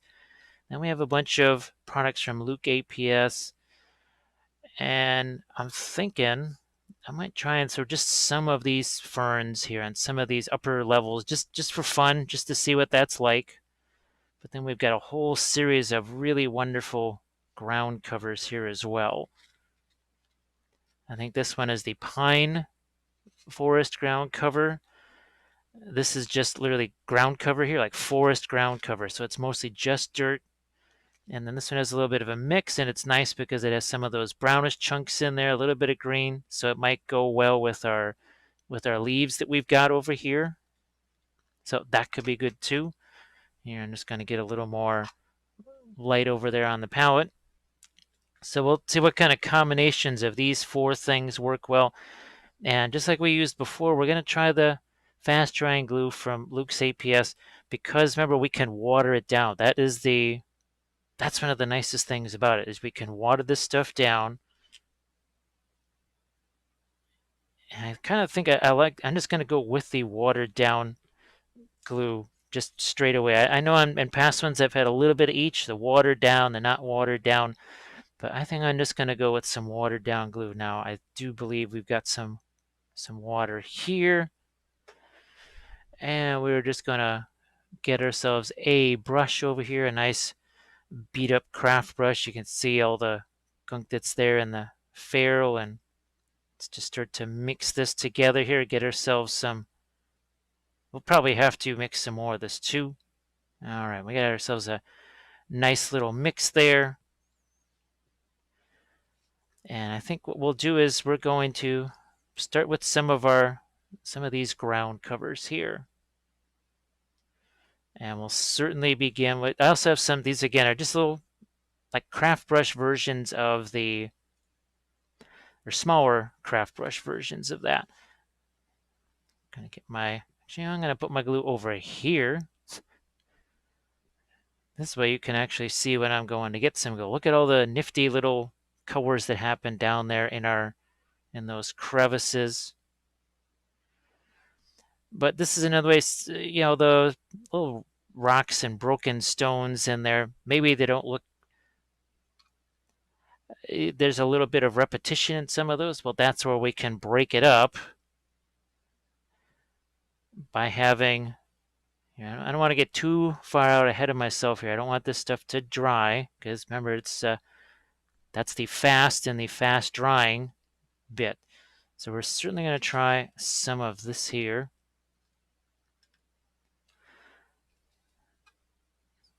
Throw a little bit more in here.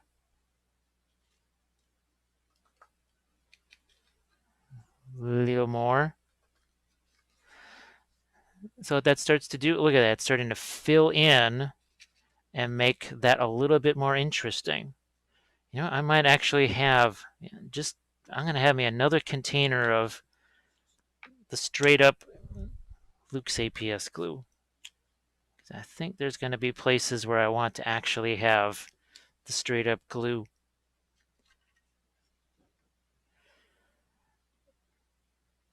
Maybe here on these outer edges, because see where I've got that larger piece there. I really want that to be supported.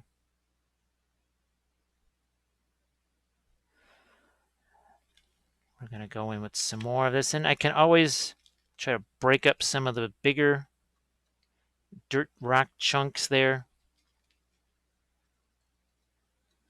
Okay.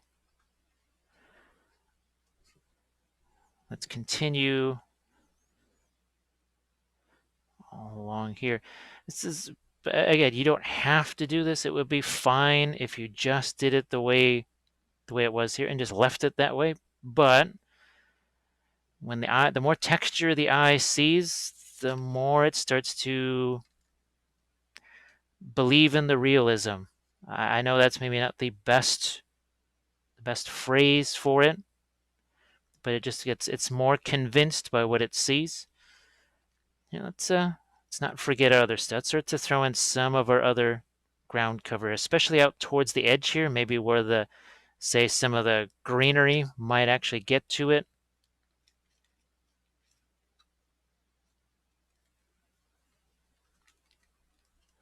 Look at that color texture. So the stones look more like stones instead of just like a bunch of blobs. It's sometimes it's a little hard to explain. You just gotta see it in action. And believe me, it doesn't take long for this to. This does not have to be a 1,000-year-old ruin, which, well, I guess in Middle Earth terms, it really kind of is, or whatever. But it doesn't have to be ruined for a bazillion years to collect leaves and stuff. I mean, that's why we have rakes. That's why we have, because I don't know, every fall, what happens? Things get covered in leaves and dirt, and wind blows stuff around, and well, what do you got? You've got all kinds of stuff you got to sweep away, and that's in front of your house, which is in a nice little, hopefully relatively calm neighborhood. Not a lot of ring wraiths and orc armies doing stuff. Let's just pour some of that out of there. Look at that. Again, some color, some texture, yes. But before we get too wrapped up in just that, we're going to grab some of our, and this is the watered down glue. Good, you can see it. And this is why I don't necessarily get too wrapped up in defining the mortar layers here too much. And hopefully this all becomes apparent in just a second or two. It feels like I'm actually just drawing out some stones here, but we're really not. Because even in this crack right here, what's going to happen? Oh, look, we're going to take some of that woodland scenic stuff. And we're going to drop that right onto, that's the thin application of glue. If you're wondering what that was, that's the thin application of glue. Now, ideally, I would just let that sit there for a while, but we don't always have time to let that happen. And look at that. Now we have what looks like the stuff growing into the cracks there.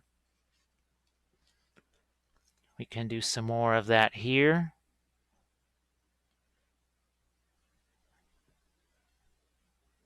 And following some of the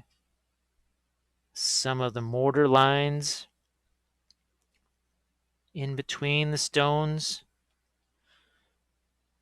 filling in maybe some of that big old crack. It really starts to make it look overgrown. Heck, what about your sidewalk? If your sidewalk is anything like mine, you practically have redwoods growing out of just the cracks in your sidewalk. Again, we're going to get in here with our greenery, like you do.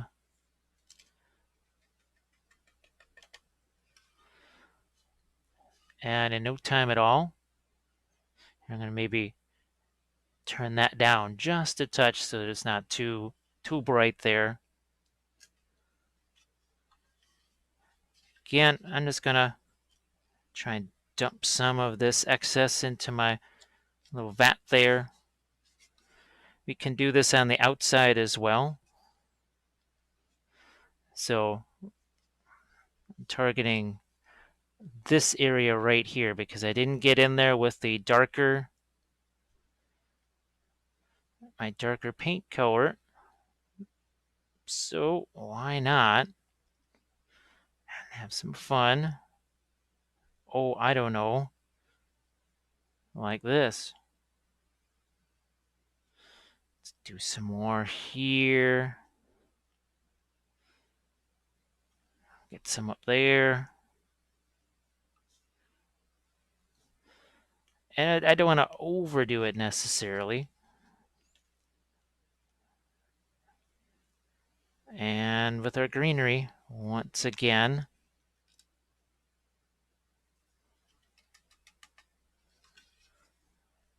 yeah, there we go. So it was no tragedy that there wasn't paint put on that because, I think it worked out just fine the way it is. Now we're going to get out here and do some more with our green. Let's grab some leaves. We've got these over here by the palette. We're just going to grab some leaves. We'll scatter those onto this too. We'll scatter some of our dirt and gravel, and then how's about a little bit of greenery on top of that as well?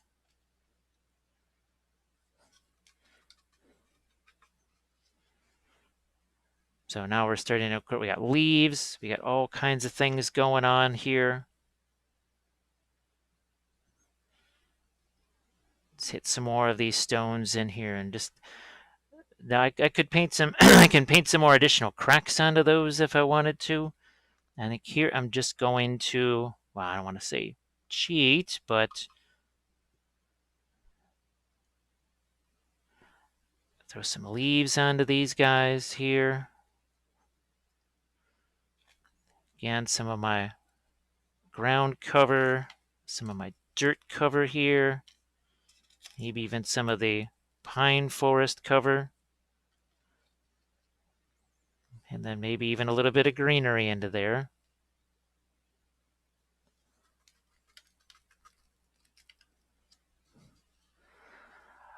And like I said, I can do the outer portion of this too, but I want to show you some other things as well.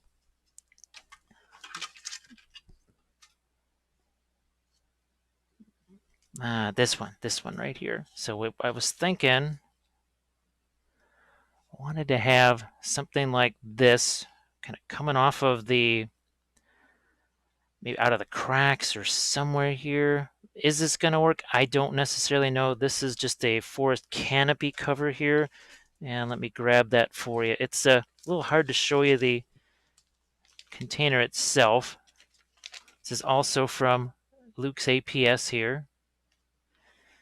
I'll have some links in the video for you, especially from Footsore, North America. That's where I get the stuff from. Obviously, being located in the US. Who'd have thought it? So I'm just going to rip off a clump here. And what I'd like to do is just stick it right here. That is going to require some super glue. Got this because it's nice and thin, actually. I might trim a little bit of there, off the bottom of that. And again, my hope is that if I stick this here, because I've seen it, you look at the Irish castles or whatever, English castles, and you can see stuff like this growing right out of that portion of it. Now I'm going to have to let that sit. I can't just start slinging it around. I got to let the glue actually hold that down first. So again, there's another little clump that we're going to try and shove in right here. I want to see what happens. If I don't like it, I can always just rip it right off of there. This is also going to be a little more delicate, I have to say, so it might be more prone to falling off or getting knocked away. It's just something you got to think about. Playability, durability, those are the best abilities of terrain.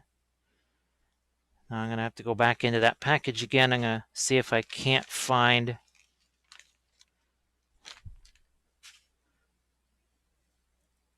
a piece that'll work right in here.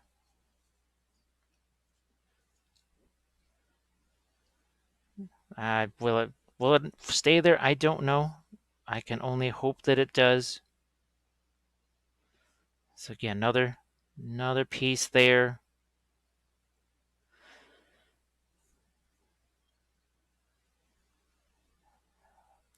Ooh, that's a nice one. Right here, maybe.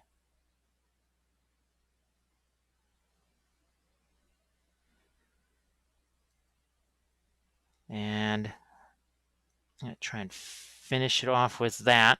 So I'm going to let that sit there if I can for a little while to kind of hopefully those don't move too much when we start to do the rest of our landscaping on this. We're going to hit this more so with our greenish stuff as opposed to, say, the dirt and everything else because it's at a higher level.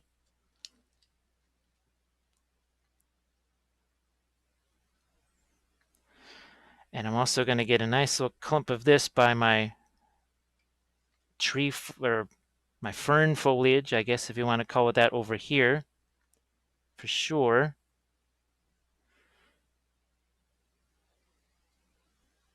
Even again inside that crack there, because I think that would be fun to have.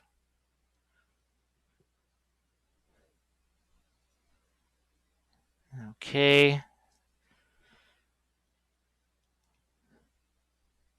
Let's do a little bit of like between our floor sections here. I'm going to throw a little bit of this first. A little bit of that ground cover and then some more of my green here.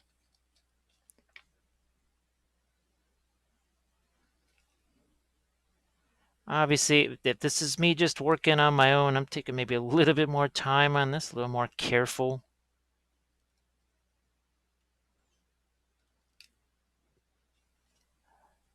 So again, it starts, look at that.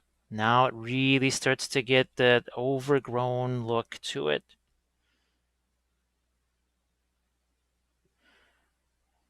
Let's hit the rest of this out here. We can have some vines to it. I really had wanted to do some vine. I might do that in a separate video. I think I was mentioning that earlier.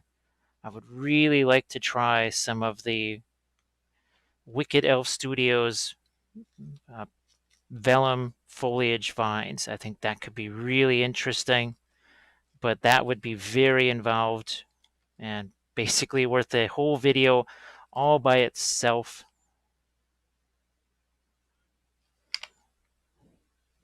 You can give it a little bit of a push there too, if you want.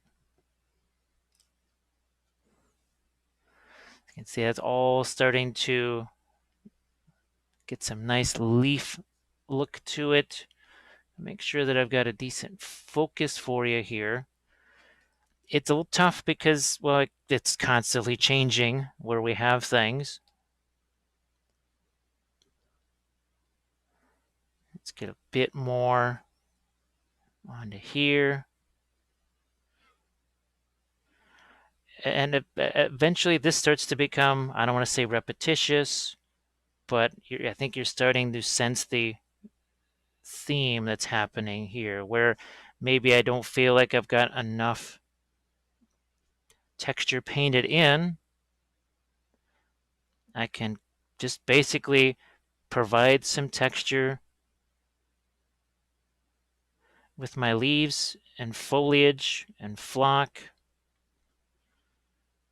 Almost make that look like it's a bit of kind of ivy. And I have other ivy product. Again, this is not the last piece of terrain I'm going to be painting, so I'll probably be showing you stuff like that in future videos. There's many more videos coming. This is just, we're just getting warmed up with these videos, basically. All right, and now at this point, I am just going to take what's left in here and just quite literally throw it on there. Let that move around. This is another way of applying it, especially in a big old section like this. And then back into my, yeah, look at that. Look at all the extra texture that's provided, and a little color too. I'm thinking, before I think I've got just enough left here. I'm gonna throw a little bit of greenery here. Now, here's another thing to ponder. Okay, if I throw this right here, that looks neat. However, it might be potentially taken spot from where a miniature might be able to stand. Another thing that I have to consider. Now, if you don't have the Luxe APS glue, you can also do, this is why I like the thin glue. There's even thinner super glue. So we'll just hit that real quick and drop our foliage onto that. So it sticks. So it's another thing that you can do if you don't have the Luxe APS. It's nice to have the water-based glue like that. So what we're going to do is we'll just kind of finish off the rest of this, and then we'll just do maybe some quick final thoughts, and we'll be right back with that. So we have some final thoughts here. This is actually still drying, but I did like these plants right here that we've got up here, over here. Now I actually have the second level attached to the first one. I'm going to take that off.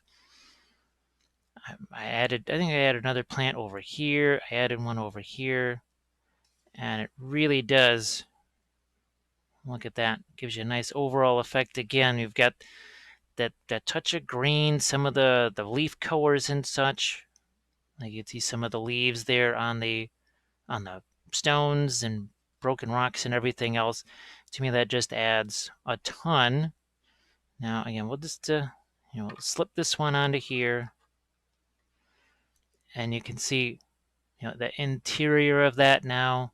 It's all in shadow anyway, but now it gives it a little bit of just a little something extra there. I'm gonna put this top level on. Hopefully you can sort of see it here. Let's get that position there. Look at that. Look at that. And a nice, again, we got a little bit of greenery on the top there. We've got our plants sitting on that. What looks like a little bit of ivy or growth or whatever. And when this is on the table, it's really going to look nifty. So once again, these are printable terrain pieces from RM Printable Terrain. Go check them out. Again, there's going to be a link in the description so you can go look at that. And I hope this was helpful. Go check out the other ones on the fountain and such.